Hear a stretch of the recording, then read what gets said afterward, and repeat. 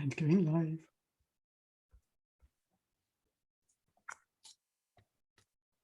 Okay, it's preparing to live stream. We're going and we are live.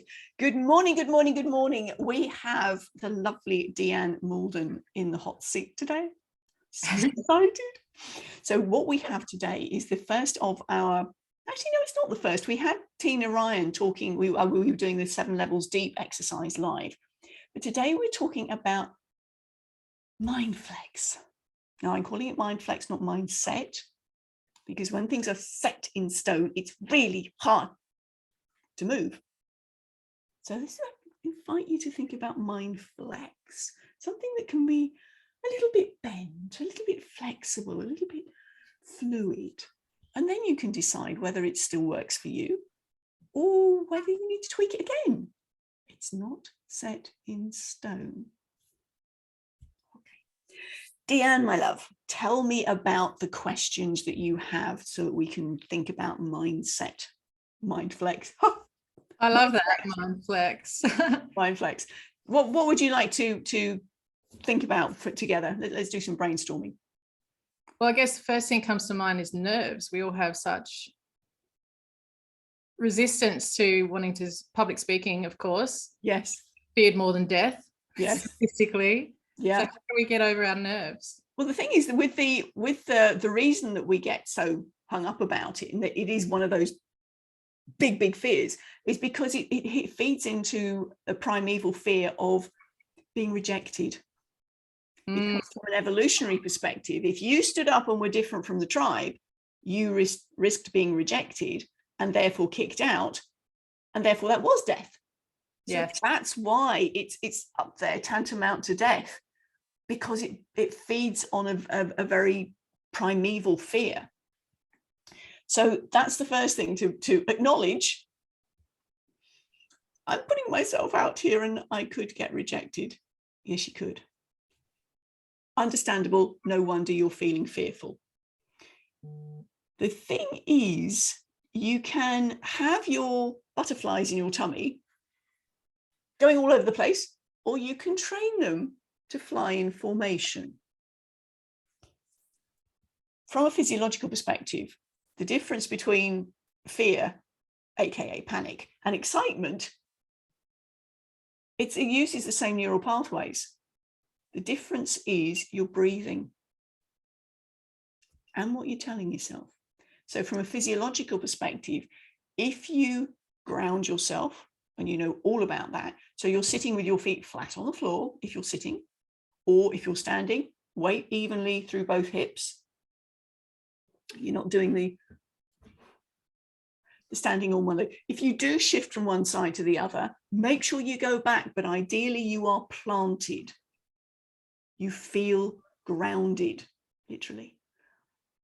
At that point, if you're sitting, you've got right angle hips, right angle feet, knees. That's the ideal, because then you've got the opportunity of expanded chest and you can give a good breath all the way down to the belly. And then you can control it coming out. And if you can breathe less than 12 times a minute, you can't physiologically access your adrenaline pathway. How cool is that? You're giving your body the signals that you're going into the parasympathetic system, the calming bit, and you go from panic to excitement. And that's great, because then you can go, okay, I'm alert, I'm bright, I'm alert, and I've got this. So that's my first couple of things for the nerves, is to be grounded, is to feel as though you're breathing clearly. And tell yourself, I can do this. This is exciting. Yay, go me. And if people reject you, they're not your audience. And that's a big one. That's a big one, because we don't like to get rejected. No. Does that help? It does. Thank you. So why are we speaking at all? I know there's TED Talks and that kind of thing, but Not everyone's going to get on a TED stage. No, no, that's right. With regard to why are we speaking, it's how we tell our stories about who we are and what we do, because there's a bit of an adage that facts tell, stories sell. Mm. And this is something that you know very well, and you did beautifully when you came on Your Words Have Power. It's how we tell the stories about what we do, and also how our clients have benefited from what we do. And it's in the telling of the story that you can get your points across, and your audience can live vicariously through that story, particularly if you then know who your audience is, and you can pull in examples that are going to be relatable to them. So if you're talking in a sales situation, you're explaining what you do. Ideally, talk about your clients, as you did on that when you came on Your Words Have Power. You told us about 2 particular clients, and it was lovely to follow their journey through the story. Mm. One of the other things to tell you, I mean, I was at a summit, a business summit. We had 2 speakers. One was a human resources chap. I thought, oh, this is going to be good. He's going to have lots of lovely stories. And one of them was an actuary, a statistician, somebody who is knee deep in data. And I was expecting, oh God, this is going to be dry. Yeah. But no, he gave beautiful stories to illustrate the stats that he was talking about. And I remember far more about what he said than I do about the other guy, the human resources guy. Partly because of actually exclusively because of the storytelling ability of the 2 guys. And that's 3 years ago. I remember the statistician talking about the fact that if we get this, and this in place, he had a picture of somebody sitting atop a Porsche. See, get it right? I was like, what we can get. Yay. That was 3 years ago. I haven't a clue what the HR guy said. Story has been used since the beginning of time, hasn't it? We didn't always have pen and paper, so we shared knowledge through stories. Well, I mean, exactly. I mean, Indigenous people. That's how story was culture was transferred. And you know yourself, if you ever sit around a fire with anyone, all the stories come out. Yeah. Or the other thing, sort of, do you remember as kids we used to have the lights out and it would be ghost stories? Yeah. Torch under the face. Yeah, that's it. You got it. So that's the thing. You see, story. We're hardwired to tell stories. It's part of culture. It's part of playfulness as children, and we kind of lose that as we get older, don't we? We go into the serious, professional. Don't tell stories. Beyond that. That actually helps with nerves too, I would think. If you're just sharing a story, you're not. Yeah. I shouldn't say just. I say just far too much. Picking up on the fact that particularly if it's your story or it's a story of one of your clients, you know that story so well. You're not going to lose your way. It's also from that story's perspective, looking at what is going to be relevant to an audience. I'm sure you've been in a situation where somebody's just spewed the whole thing. And you're going, okay, that was a bit embarrassing. What was relevant to you? So this is where I ask my speakers to consider, if you know who your audience is, what's going to be relevant to them? How can you explain the situation, your story, in a way that's going to make sense to them? Well, that brings me to my next question, which is, who are we speaking to? Exactly. If we know our people, that's crucial, if you can anticipate who your people are. Now, there will be occasions when you'll be in a cold situation. When you came on Your Words Have Power, you didn't know who the audience was. That can be a little scary. It was. How do you describe what you do, knowing that there will be some people who get you immediately, and there will be some people who go, oh, what? if you can start off with the broad brushstrokes, but say something that is intriguing, that hook line, that thing that's going to go, what? We had one lady on actually, I think, were you on? No, it wasn't your session. We had one lady who was talking about describing herself rather than as an executive coach, as she's your guardian angel to change your life in 10 minutes. Now that, every time she says that, people go, yeah, what?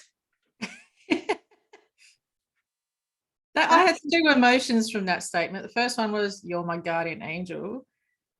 But the second part, I was like, damn, how? Yes, that's it. It grabs you, and you're going to ask more questions. I mean, TED, the way TEDx works is that you have an audience in front of you. Again, it's a cold audience because you don't know who's going to be there. But you've also got to bear in mind the video audience, because your TED Talk will be up on YouTube. And very often, serial TEDx watchers are personal development junkies. And if you don't grab them immediately, swipe. Yes, swipe. Absolutely. Yeah. What's next? So the opening thing that you say to people is really important. And you can also gauge very quickly, if you're doing it live, is this my audience? How do I need to change up what I'm going to be sharing so that it is going to be relevant to them? And that takes a little bit of practice. So how can we do this without losing ourselves? Like, one of my concerns when I was writing was, am I being authentically me, or am I just showing up as a person that I think the audience wants to see? Good question. Really good question. The authenticity thing is something that is crucial to whether somebody knows, likes, and trusts you. I mean, that trust thing. Are we sufficiently like each other? Are you too far above me that I can't possibly attain to that? The authenticity is absolutely paramount. And yes, you can be authentic, even if it's an audience that you're not comfortable with. You can still be authentic. You can bring your authentic tone to words that maybe are not always in your vocabulary. So you're describing what you're doing to an audience that, yeah, they're going, okay. I mean, you do an awful lot of energy work, don't you? Yeah. Yeah. Putting that into corporate speak, yeah, it's a challenge. Yes. It's a real challenge. Exactly. However, getting them to think about how they feel and relate it to, that situation. You've been in a networking meeting and somebody's walked in the door. You haven't got you've got your back to the door, but somebody's walked in because there's a shift in the energy. And that's something that they can immediately relate to and go, oh, okay. You're still being authentically you. You're introducing it for something that they've already experienced.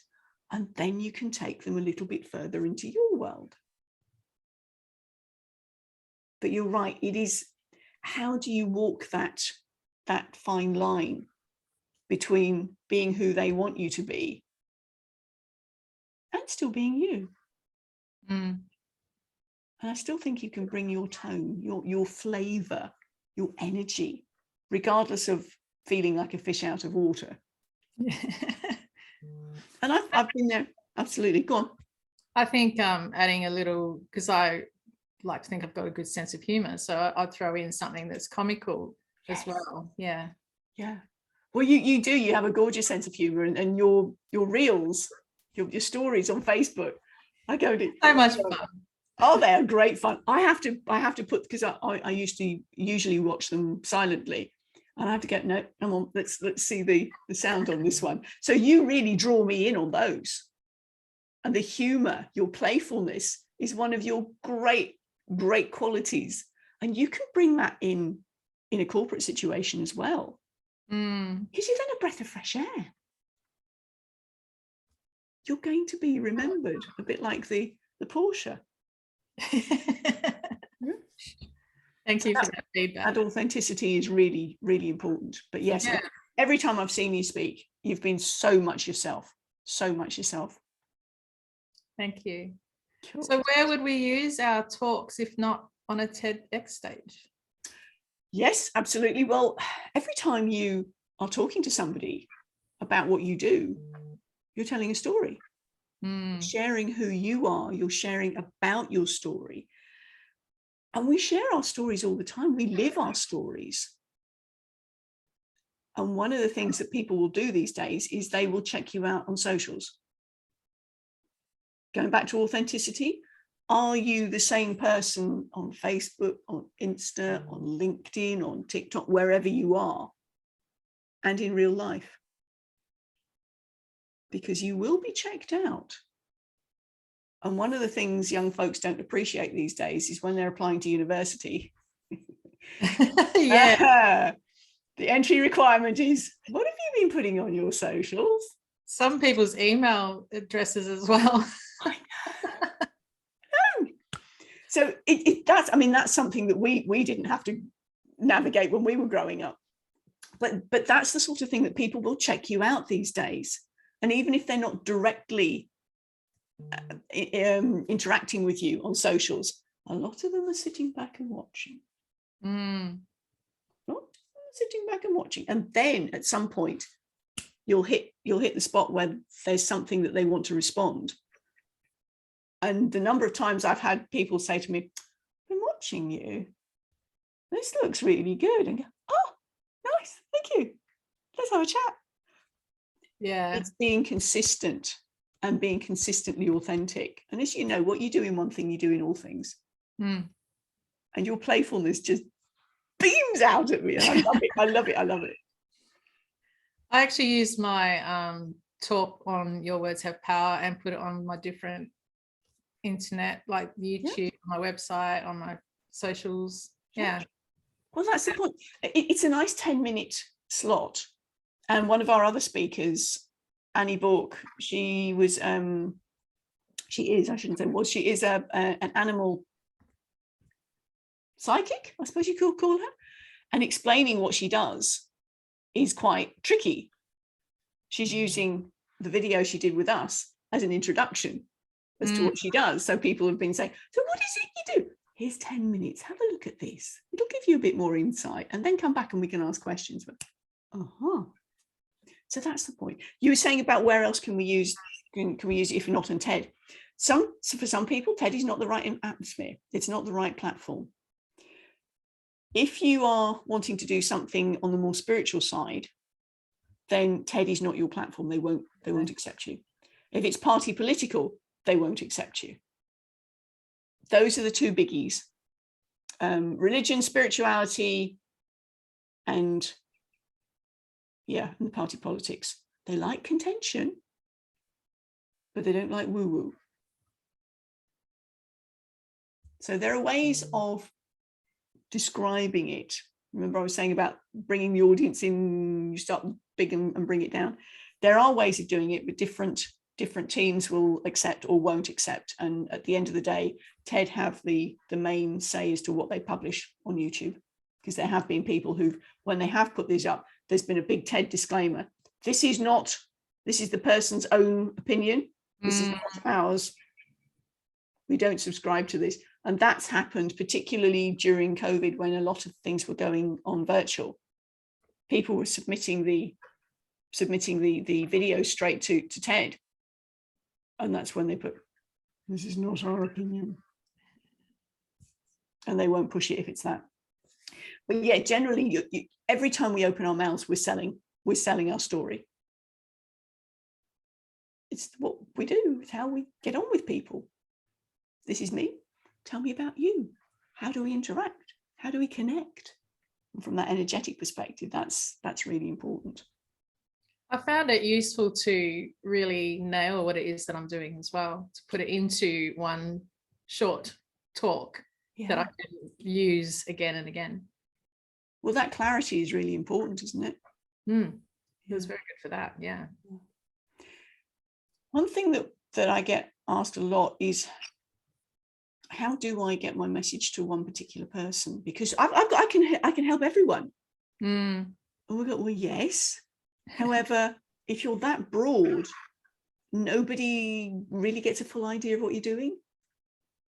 But if you know where you can target your message and you're that clear, even if that person is not your bullseye person, if they're anywhere on the target, they'll go, hey, Deanne, can we talk?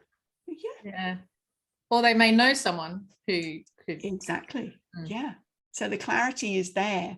Even if they're not your absolute bullseye person, there will be enough of what you're saying that is making so much sense to them that they go, yeah, I want to talk. And as you say, or do you know what? You need to talk to Deanne. So, beautiful. Women in particular, I find, think of other people. Yes.